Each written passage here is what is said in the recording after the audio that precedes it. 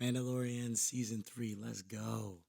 I was at the Tampa Bay playoff game, watching the trailer, freaking out. You know, George Lucas, the GOAT.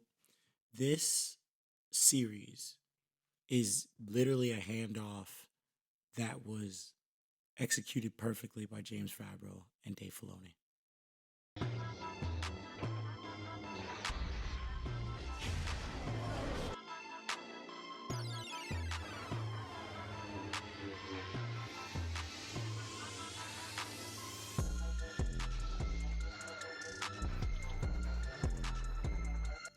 It's safe to say that Mandalorian is literally the sequel trilogy that we did not get.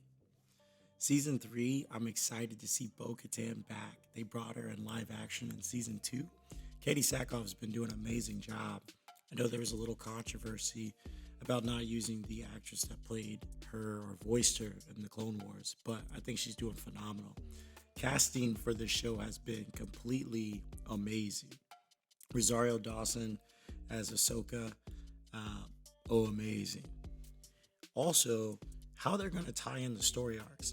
Ahsoka's been being filmed right now, and I feel like there's going to be heavy tie-ins between her story arc and what she was doing in Clone Wars on Mandalore, especially very close to Order 66, and what they're going to actually show in Mando.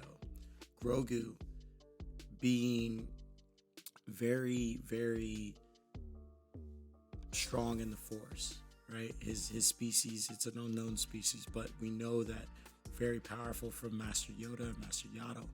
And then having Luke come and actually take him in the last episode of season 2 is the carry on. I love it.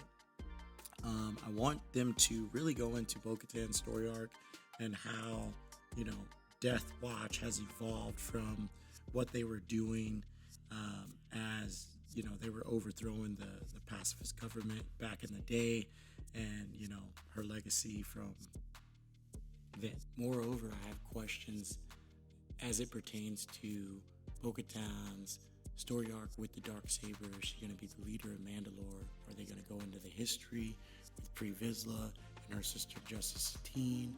Are they going to bring Ezra into the expanded universe as they expand and tie in Ahsoka's story arc?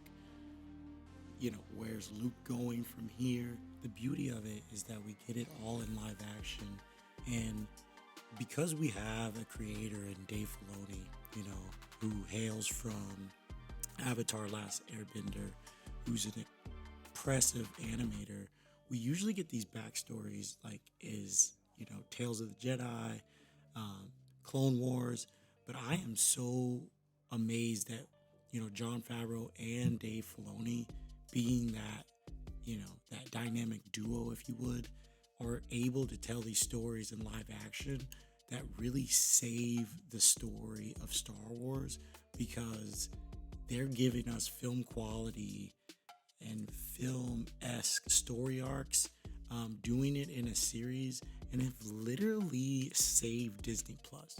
Like, if there was no Star Wars, like, Disney would still be doing well, but Mandalorian carried Disney into launching Disney Plus. The Star Wars fans have carried Disney into the streaming platform era. And, properties like Solo were amazing. But due to the disservice that Kathleen Kennedy has done with the management of the sequel trilogy, a lot of the fans said to hell with the movies.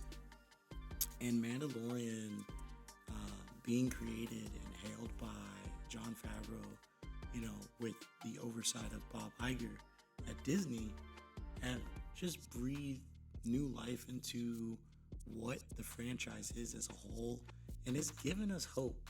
I know it's kind of cliche to say, but it's given us hope to really still love on this the way we always have.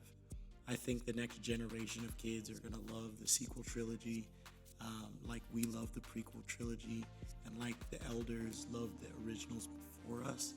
But Mandalorian is literally, like I said, it's It's the Star Wars sequel trilogy that we never got, and it's tying everything together, and beautiful, beautiful. This is Rick, Star Wars Forever. Thank you to everybody who has watched these videos. I started my channel a couple weeks ago, got some really decent views on the Duke versus Windu video, and then had to pivot when the channel got canceled due to an email address that I was using. And I really appreciate all the love and the support, and it's for the love of Star Wars. Star Wars Forever.